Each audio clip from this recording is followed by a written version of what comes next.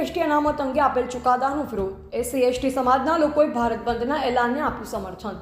પાટણ જિલ્લાના સમી, શંખેશ્વર, સાંતલપુર અને રાધનપુર તાલુકાના તમામ એસસી એસટી સમાજના લોકો એકત્રિત થઈ આજરોજ મામલતદાર કચેરીએ આવેદનપત્ર આપ્યું. રાધનપુરમાં સુપ્રીમ કોર્ટે એસસી એસટી અનામતમાં ક્રેમિલિયર અંગે સુપ્રીમ કોર્ટના એસસી અને એસટી માટે અનામતના વર્ગીકરણના નિર્ણયના વિરોધમાં સમી, શંખેશ્વર, સાંતલપુર અને રાધનપુર એસસી એસટી ભીમ સેવા સમાજ તેમજ વિવિધ સંગઠનો દ્વારા ભારત બંધના એલાનને સમર્થન આપ્યું હતું.